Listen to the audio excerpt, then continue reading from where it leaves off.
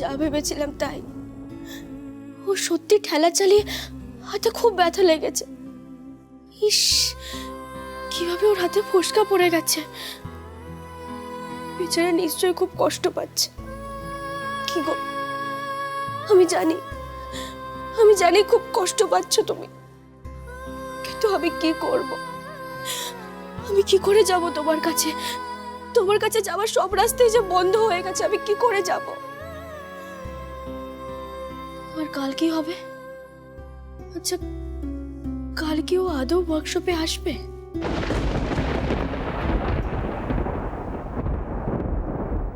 কি আপনাদের ঠাকুর পছন্দ হয়েছে তো? হ্যাঁ, এই যা তোরা মা অন্নপূর্ণাকে গাড়িতে তোল যা। আচ্ছা বলছিলাম কি, এই মা অন্নপূর্ণাকে যে আমরা বাড়ি নিয়ে যাচ্ছি, এটা মৃন্ময়ী পালের নিজের হাতে বানানো তো? না, মৃন্ময় পাল নয়, শুধু মৃন্ময়ের হাতে বানানো ঠাকুর।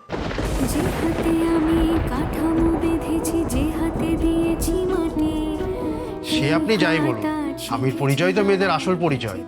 তাই হয়তো হবে, কিন্তু শিল্পীর কোনো জাত হয় না, কোনো ধর্ম হয় না। একজন শিল্পীর পরিচয় হলো তিনি শুধুমাত্রই একজন শিল্পী।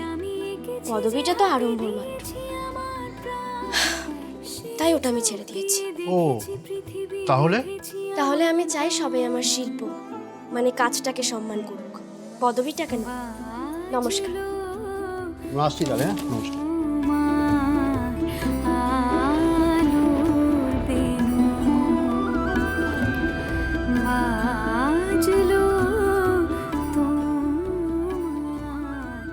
মিনু, তোর নামের পাশে এখন পাল পদবিটা না থাকার পরেও কিন্তু মানুষ তোর হাতে তৈরি ঠাকুর খুব পছন্দ করছে।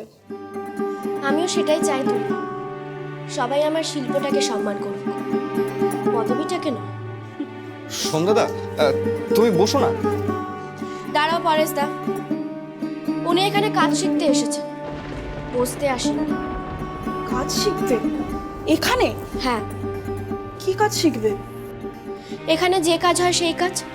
স্বর্গীয় শ্রী কালীকৃষ্ণ পাল যে কাজ করতেন, মিস্টার পালও ঠিক সেই কাজই শিখবেন, মাটির কাজ। সোমদাদা মাটির কাজ শিখবে? হ্যাঁ। সোমদাদা পারবে? পারবো। সৎ মনে চেষ্টা করলে পৃথিবীর হেন কাজ নেই যেটা মানুষ পারে না।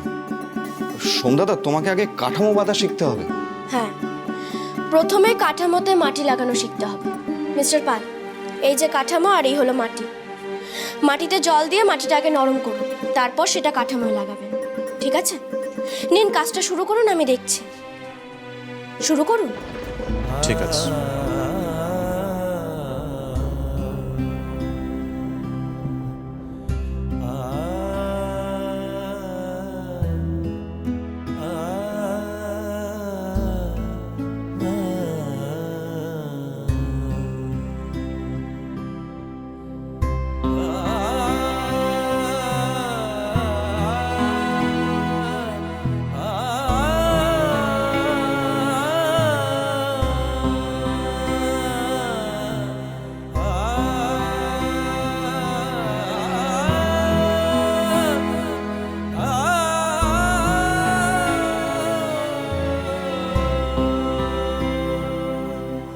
মাটিটা মনে হচ্ছে একটু বেশি নরম হয়ে গেছে। আরে মাটিতে এত জল দেয় নাকি? আরে মাটি যদি এত নরম করে ফেলো তাহলে কাঠামোতে দেবে কি করে? সব তো চুইয়ে চুইয়েই পড়ে যাবে।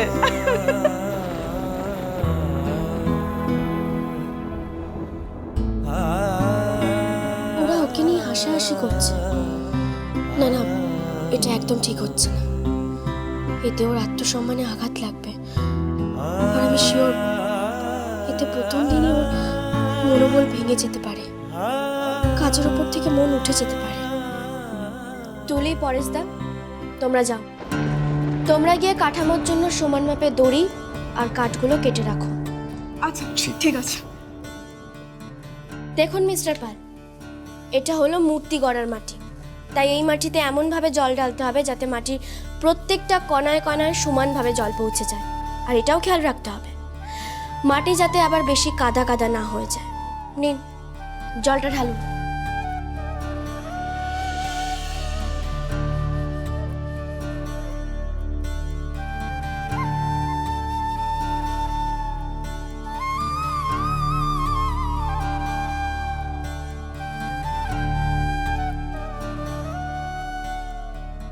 কি হলো মিস্টার পাল, জলটা ঢালুন?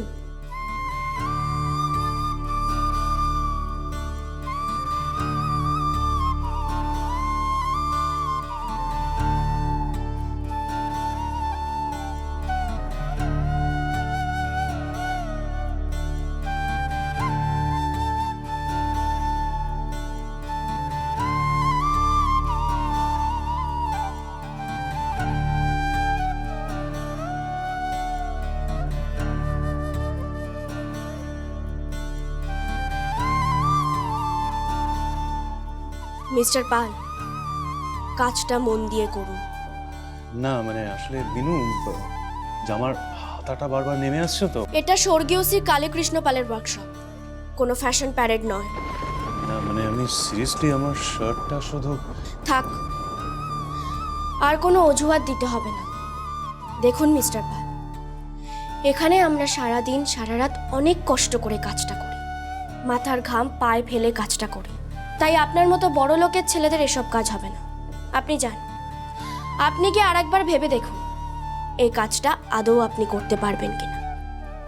এখনো কিন্তু রাস্তা আছে, আমার মনে হয় না এই কাজ আপনি করতে পারবেন।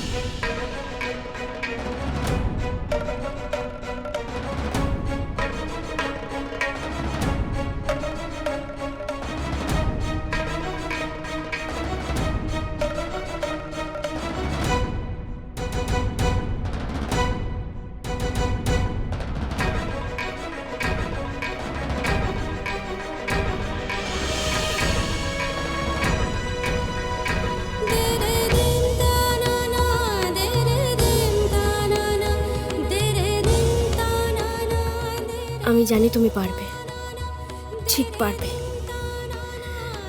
কর্তা, তুমি যেখানেই থাকো তোমার ছেলেকে আশীর্বাদ করো, ও যেন সফল হতে পারে।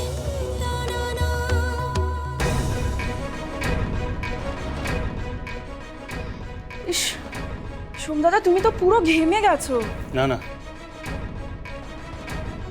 আমি ঠিক আছি। দাঁড়াও দাঁড়াও, আমি বরং একটু জল এনে দিই। না তুলি,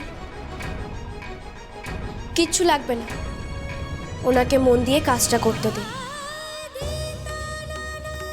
যতই কষ্ট হোক, তোমায় হার্ডওয়ার্ক শিখতে হবে, তোমায় জানতে হবে, বুঝতে হবে পরিশ্রম আসলে কি। এটা ফিল করতে না পারলে তুমি কোনোদিনই কোনো কাজকে সম্মান করতে শিখবে না। আর আমি কিছুতেই তোমার জীবনটাকে এভাবে নষ্ট করতে দেব না। তুমি আমার কর্তার ছেলে, তোমায় আমি কর্তার মতো মানুষ হয়ে উঠতে শেখাবোই।